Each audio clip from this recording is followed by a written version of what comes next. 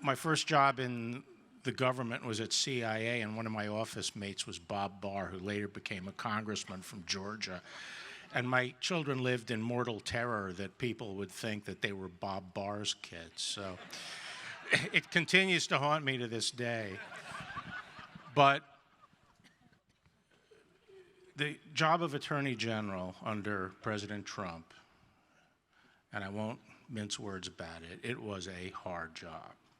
But the hardest job in the administration, no ifs, ands, or buts about it, was being the chief of staff. When I think of Mick, I think of a lion trainer inside the cage with a lion without a whip and a chair. Okay. I at least could scram from the White House, go down to my fortress on 10th and Constitution, and hide behind my 23 FBI agents who were on my security detail. But anyway, thanks a lot. Thanks a lot, Mick, and I was very proud to have worked with you, and especially your actions after January 6th. Speaks volumes about your character.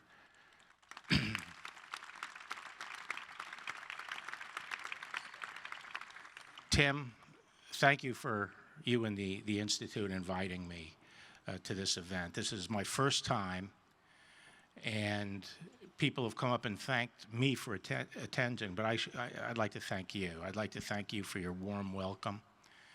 And it's been inspiring to me. I wasn't aware of all these activities, all these great lay leaders you have, the activities they're engaged in as part of evangelization and education and renewing the strength of the religious sphere and the Catholic Church here in the United States, and strengthening our country. And it's very inspiring to me, and I really appreciate being part of it. And I appreciate the Bishop Chaput Award. He's a great leader of the church, and I'm honored to be associated with him in this way. So thank you very much. And I just want to say that this audience is intimidating to me. I feel more nervous about this event than I did appearing before Chairman Jerry Nadler, okay? Because you're such quality people.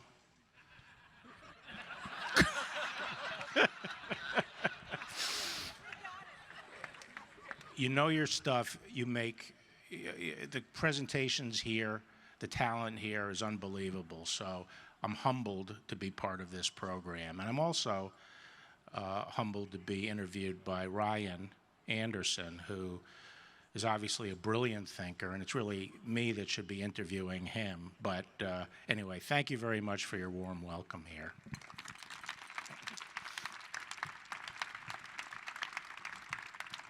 So I think that's the first time I've heard Attorney General Barr say something that's not true.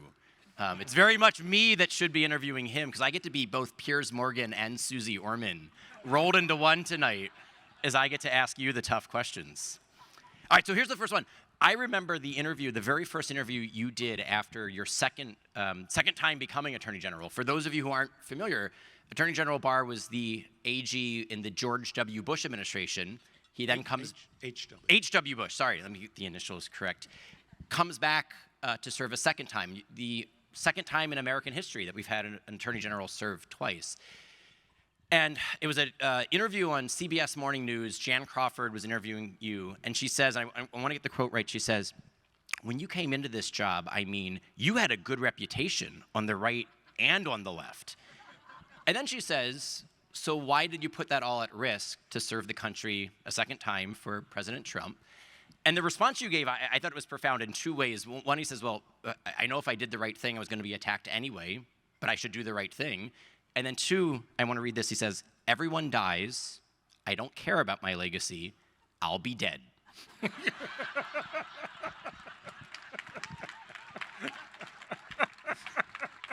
It's a good line. Yeah. So what about your upbringing, what about your formation prepared you to give that sort of an answer and to live that type of a life? Well, I grew up on the Upper West Side of New York in an academic family. Both of my parents were associated with Columbia. And the 11th commandment in our household was, do not succumb to peer pressure. We don't care what other people think or do, and you shouldn't either. You know, don't be afraid to be different. Don't be afraid to be contrarian. And it seemed a lot of our upbringing seemed to be directed at hardening. There were 4 boys. I was the stupidest of all 4 boys. As Father Spitzer said, my brother Stephen is a theoretical particle physicist. He's the smart one. But anyway, it seemed that they were preparing us all along to harden us to be in the minority, to be, you know, that we would maybe in an unpopular group and so forth.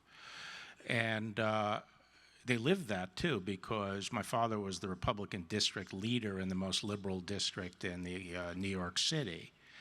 And this rankles me to this day, because it really hurts when Trump calls me a rhino, because I was handing out Barry Goldwater literature in 1964 at the age of 14 on the Upper West Side of New York. And also, we were a practicing family of Catholics at Columbia University, and there weren't many of those. And they sent us to the local parochial school, which has the greatest formative impact on me, other than my parents. And there weren't many faculty people, Catholic faculty people, sending their kids to Corpus Christi.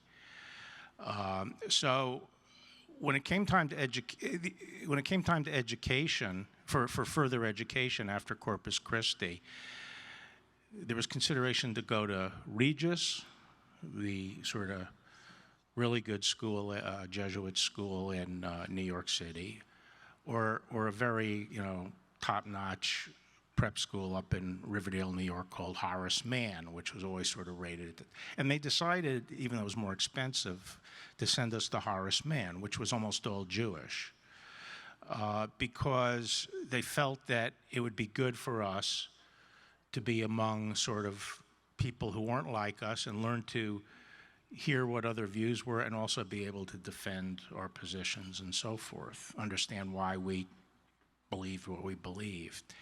It was a traumatic experience for me, because it was all boys, the first time that happened to me, and our teachers were men. And for the first few weeks, when I would, you know, the way little school kids do, you know, I would say, sister, sister, to the male teachers, and everyone was looking over at me. So I guess it would fit in today, though, given the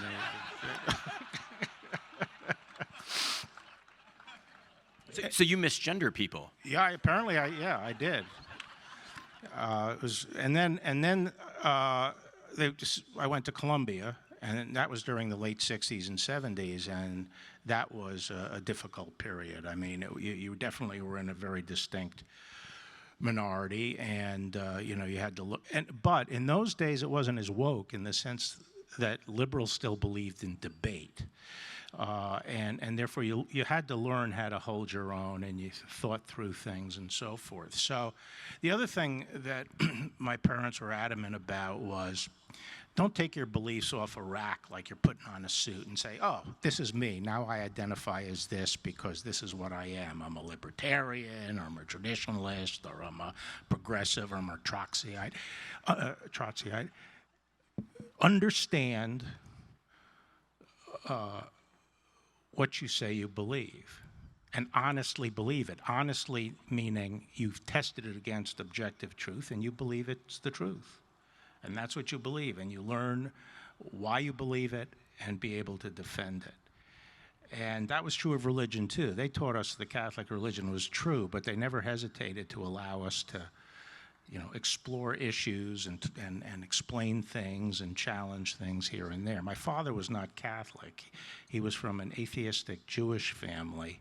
He eventually converted to Catholicism, but we didn't realize he wasn't Catholic because he was an expert on Catholicism. I had tremendous respect for Catholic. We'd go in and raise a question with him. He'd say, did you see what the Council of Chalcedon said about that? And, you know, you know, he would point you exactly to what to go to and read. So those are don't be afraid to be different. do what you think is right. Once you've decided that you've done the right, that you thought it through and think you're doing the right thing, then stick to your guns. There's another reason, though, that I don't mind being attacked, and that is I never read the press or watch television when I was Attorney General. And this is true, because it would have incapacitated me. And I thought I was doing a great job. And I could never understand why people always looked at me with like this hangdog, sadness, and like, poor guy. But I didn't realize how savage it was until I started writing my book. And I went back to Google to do some research, and I said words to the effect of, holy cow. This is bad. But the fact of the matter is, that's one of the problems of today, is that people in positions of responsibility pay too much attention to what other people say, and it incapacitates them. And I saw people, canvassing and, scrutinizing the newspapers, and then they were paralyzed. So that's a long answer to the question. Great, thank you. So, I think the formation that your parents gave you, don't be afraid to be strange, don't be afraid to do the right thing, even if it's unpopular. That leads into the title of tonight's panel, which Fran gave us the title. It's Strangers in a Strange Land, How do Catholics Live as Resident Aliens and Faithful Citizens at the Same Time? And I think your life has embodied that. But what, from your perspective right now, are the biggest challenges facing Catholics in this moment in American life? Why are we resident aliens? Why are we strangers in a strange land? What's your read of the landscape? Well, I think Christians will always be resident aliens and strangers. Sometimes they're more congenial than others. But I think we are going through what people will look back on as one of the great crises of, if there's still a Western civilization to refer to, a great crisis of Western civilization. And, it's not a mystery, and it's not rocket scientist. I mean, the whole story of the Old Testament, obviously, is the recurrent apostasy of human beings. And then they sort of learn the lessons, and they come back to God, and then next thing you know, they're rebelling against God again. And that.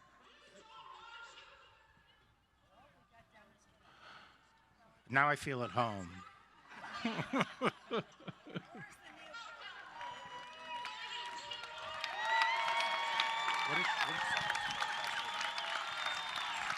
a megaphone. Hold down and out.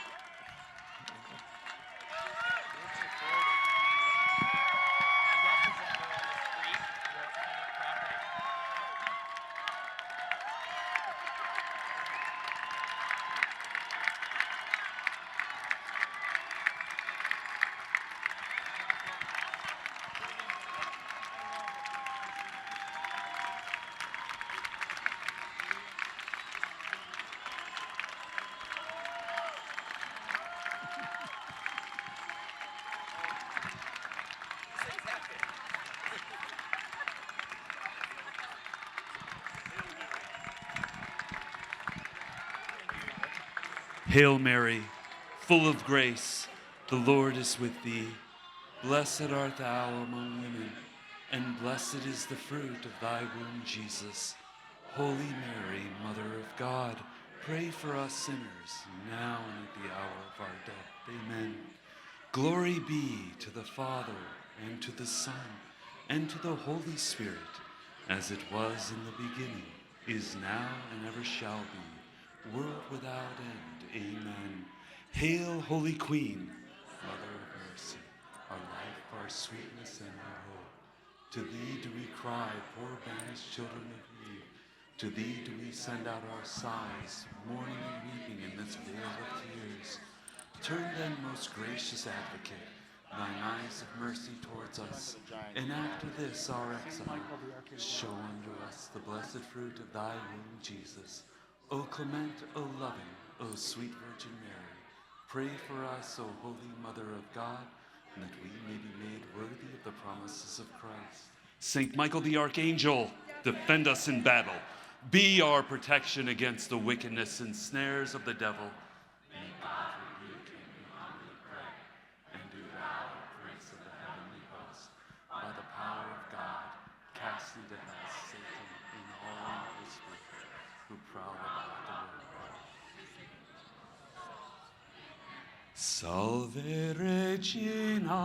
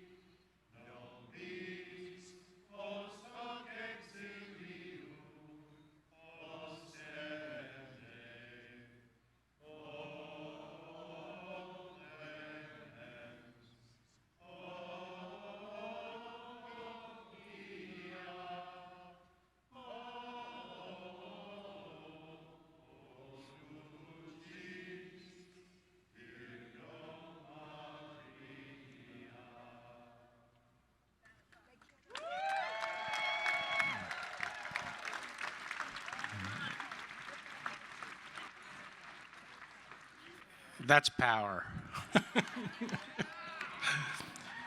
In my third term as Attorney General, we will use Salve Regina.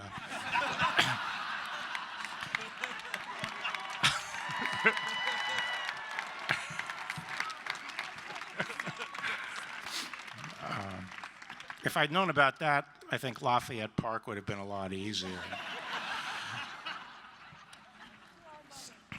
But actually, this really is Exhibit A. This proves the point that I was going to make, and so it's sort of right on cue. In my Notre Dame speech, I basically pointed out that our great Anglo-American liberal democratic system, which took centuries of painstaking development from so many sources in the Western tradition, classical Christian thought, moderate Enlightenment, the British system, and so forth, in my mind, reached its highest expression in the American Constitution. And it is premised on the foundation of Christianity. It presupposes a robust people that is animated by Christian moral values. The idea was that a virtuous people based on a robust religious sphere would have the internal moral compass to govern themselves, to control themselves. When they spoke of self-government, the framers were talking not so much about the mechanics of representative democracy, but the ability of people to control themselves and govern themselves. And because of that internal moral compass sustained by Christian moral values, we didn't need governments that were big and would achieve order through the use of coercive force. And the key concept here is the division of labor between the religious sphere and the government or the state. And people refer to this as the separation of church and state.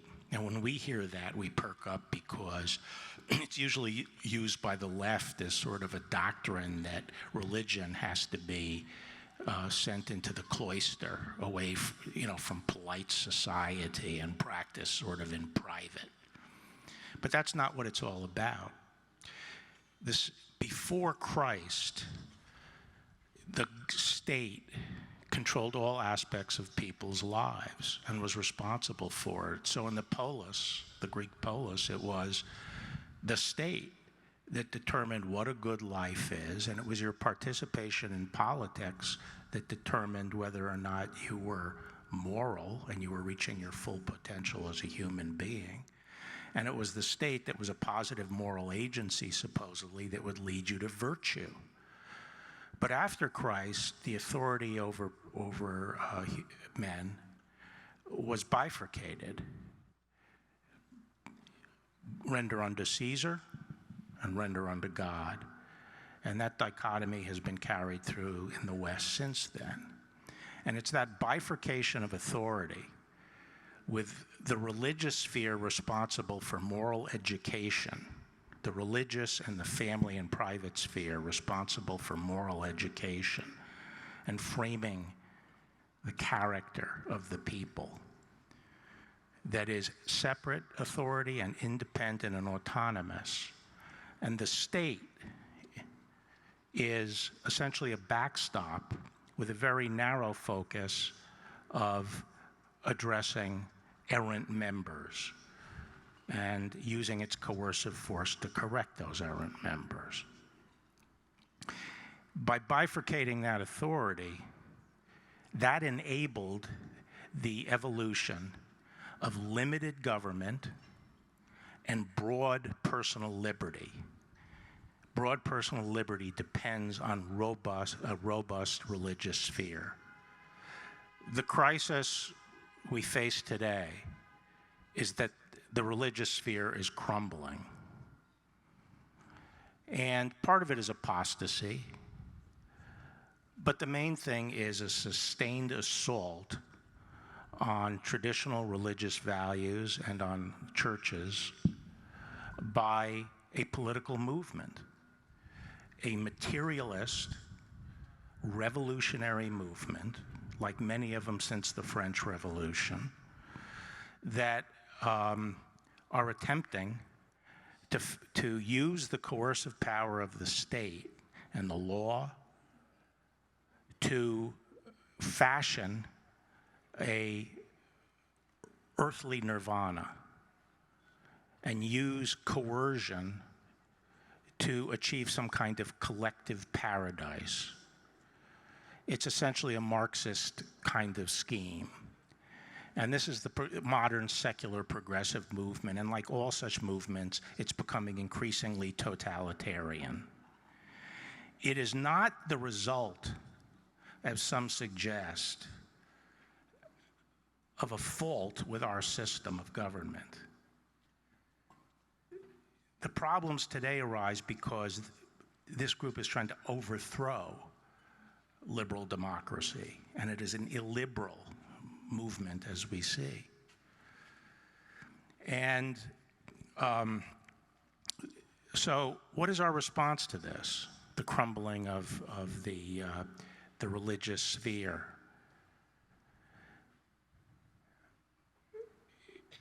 I think fighting for this country, the question before us is, what are our duties as citizens, even though we're resident aliens and we're on a pilgrimage?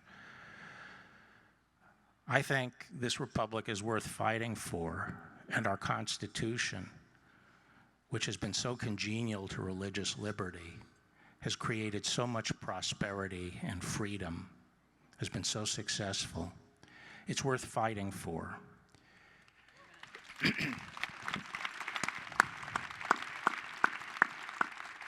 So I don't believe the proper response is to retreat from the fray and go into our own cocoon. I think we have to meet this and fight them at every turn. And I think you're all about the response, which part of it is getting our own house in order, renewing the role played by religion in society through evangelization and through education. And we'll have more to say about education later, because I think that's where we're dropping the ball the most.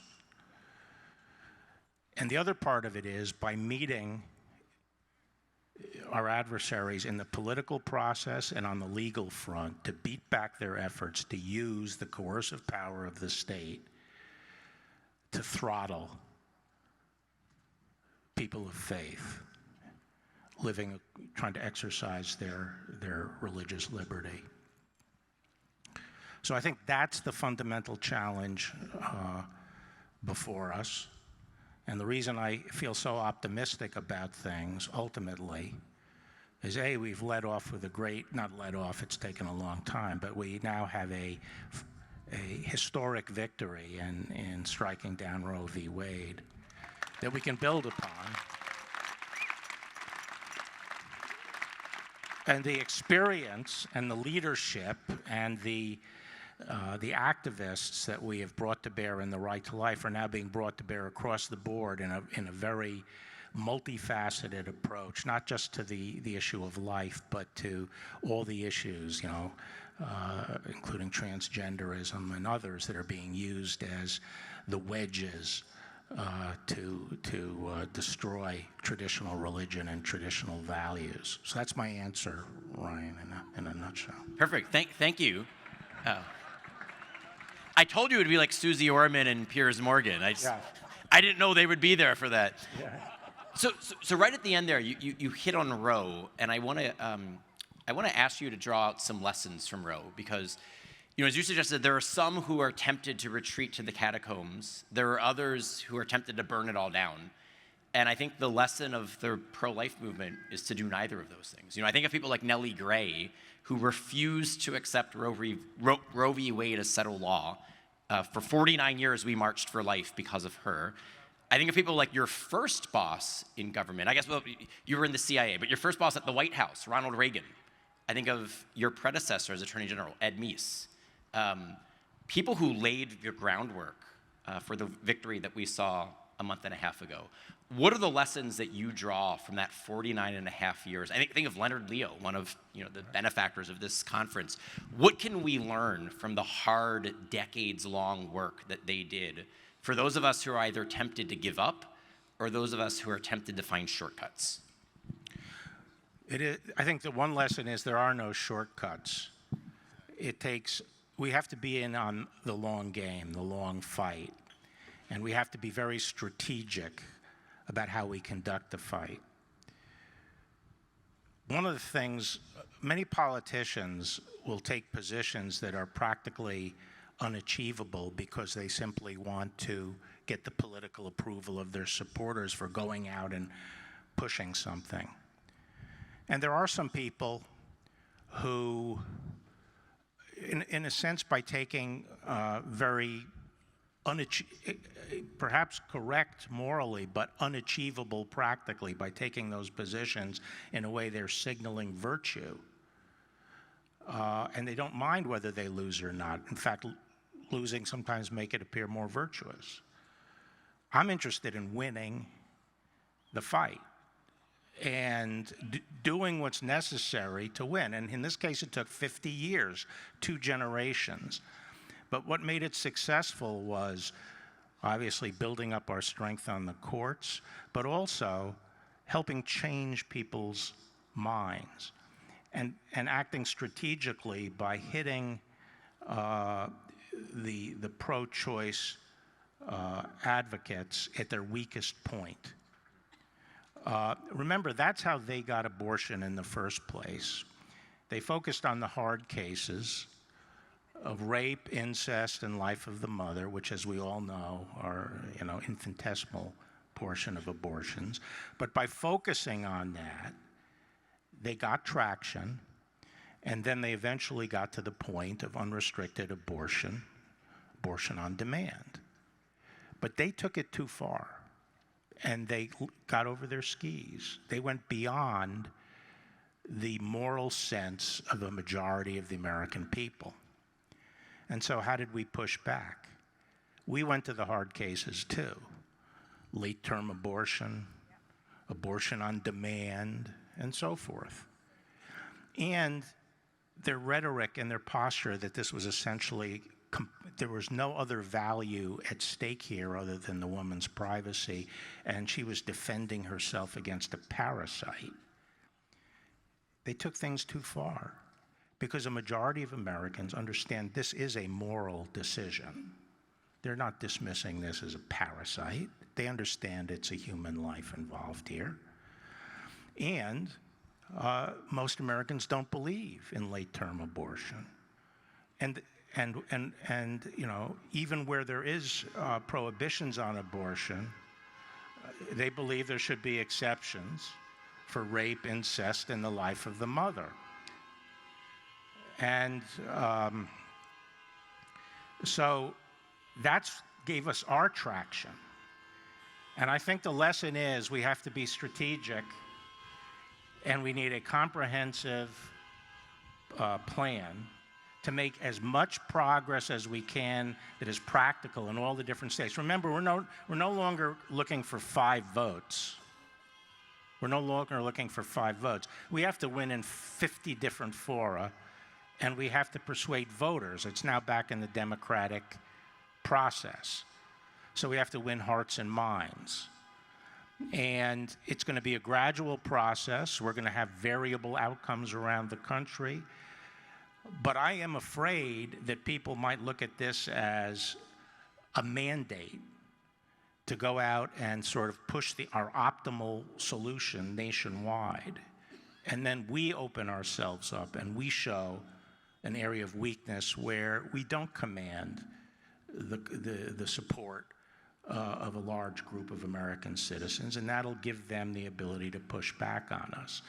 So my basic view is we have to continue to be strategic as we were. We have the resources and the leaders and the brain power to do this, and we should look at various waypoints on pushing back abortion and increasing the regulation and the narrowing of abortion.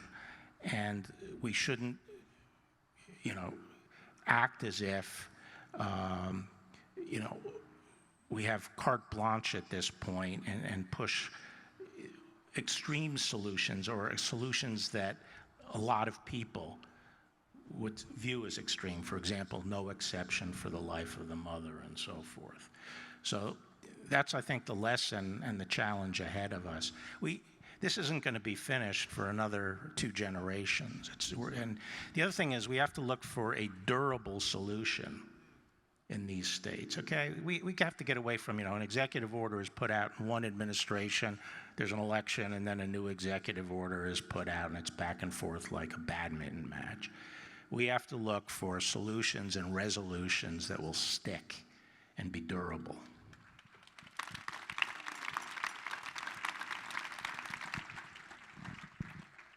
So in your answer to the question about Roe, you stressed the importance of public opinion and shaping the next generation of public opinion. In the answer to the earlier question, you stressed the importance of education, and you were running out of time, unfortunately. I could go all night if you were up to it, but... I'm running out of time? No, you're not running out of time. John's running out of time. There are cigars and wine to be smoked and drank.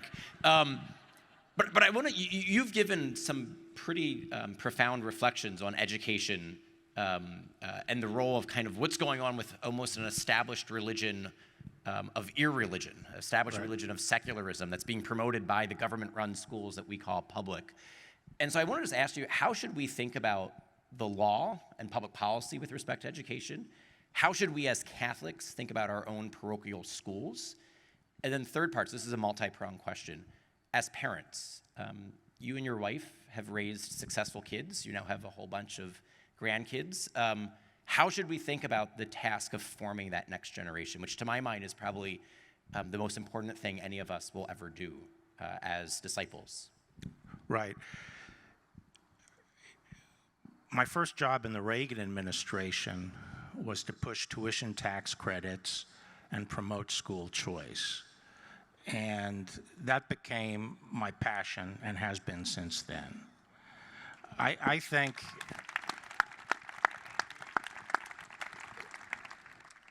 where we have dropped the ball as a Catholic community is not making sure that our kids are educated fully in the faith and equipped to deal with the assault that's being made on religion, and equipped to defend and understand what they believe. And I think we need Catholic schools that are available to Catholics who want their kids to get that education. And they have to be authentic Catholic schools. And this is where we need, to me, the greatest injustice we have in our country, and the thing that is, I believe, constitutionally vulnerable, is the way we conduct publicly funded education. That is through government buildings and government employees, and the idea that you can be neutral on religion. The idea of trying to educate somebody, that you can hermetically seal off religion from education, is preposterous and always has been. Yeah, maybe you can teach reading, writing, and arithmetic without, banging up against issues of religion and morality and so forth, but that's not an education in its fullest sense. What's an education if it doesn't address to a child the purpose, does life have a meaning? Why are you here? What are your duties? What constitutes living a good life? And so forth. That has to be part of education. Now, the people who launched the public school movement in the middle of the 19th century, they understood that.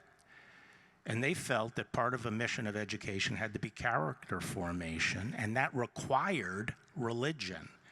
And so their answer, up until 1960, was to create this anodyne sort of general Protestantism that was in the public school system, the lowest common denominator of sort of all the Protestant churches, and teach that. And they prayed and they read the Bible and so forth and so on. And then in 1960, the problem emerged because the Supreme Court said, you got to be neutral. Well, how did they respond to that? From then until the Obama administration, they tried to strip away everything that's related to Christianity out of the schools. So it was secularization by subtraction. But it left they still wanted to do moral formation, but they were, as I said, they were, essentially relying on the vapor trails of Christianity. But they had no underlying metaphysic to support what their morality was that they were teaching. And we all know, you can tell a kid, and you can tell anybody, you got to do something, and eventually they'll say, why? And my father could say, because I told you, and that would be sufficient. But that doesn't work nowadays. And so, starting under Obama, they decided to secularize by not subtraction, but by addition, by injecting into the school an alternative metaphysical or a belief system to support the morality they were teaching. And so you have CRT and transgenderism and this pastiche of all these sort of bizarre isms that are out there. But that then raises the question, which Americans don't think about because we've gotten so used to the idea that our kids go off to, unless they can afford Catholic school, that our kids go off to these buildings and the education is the job of the state and the state decides how they're educated. Nonsense. Education has always been the job of the church and the job of the family,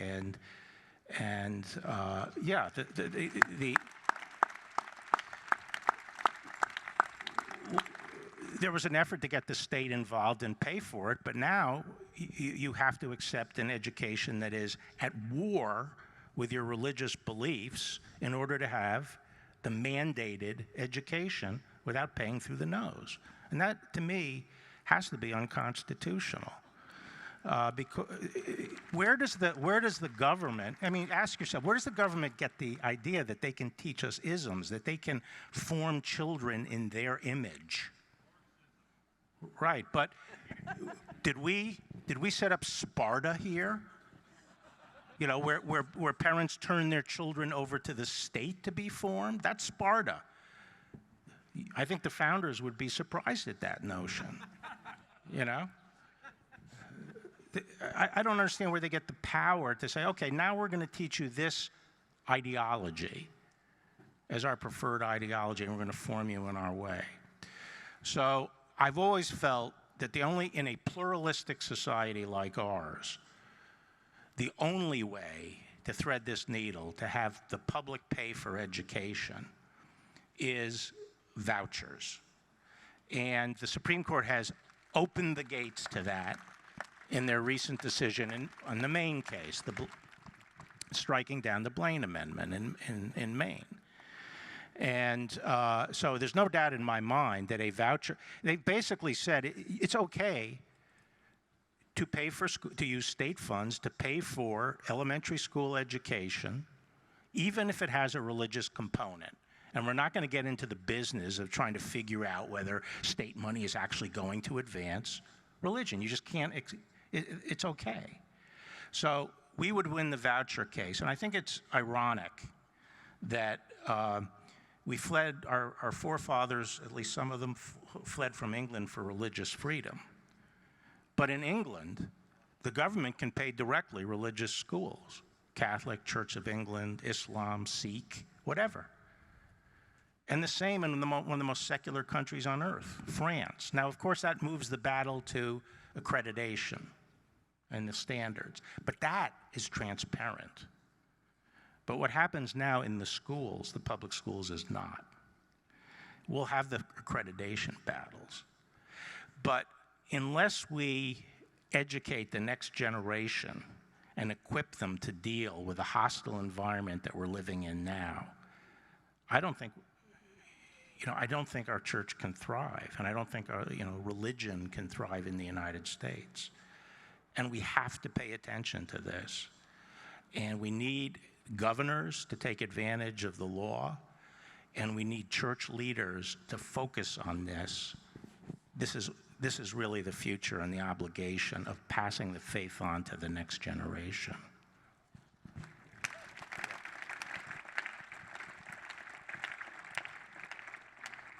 So when we opened the night, we didn't know the knuckleheads would be joining us. But that first question was about the Jan Crawford interview, where you said you knew that in today's culture, that if you do the right thing, you'll be attacked, you'll be protested. And we had a very nice confirmation of your wisdom with that tonight. And I just think that proves tonight's interview, a lifetime of service really demonstrates that Attorney General Barr is a patriotic American. He's a faithful son of Mother Church, and he's a loyal public servant. And so I just invite everyone here to please join me in thanking Attorney General Barr for his service. Thank you. Thank you very much. Thank you. Thank you very much.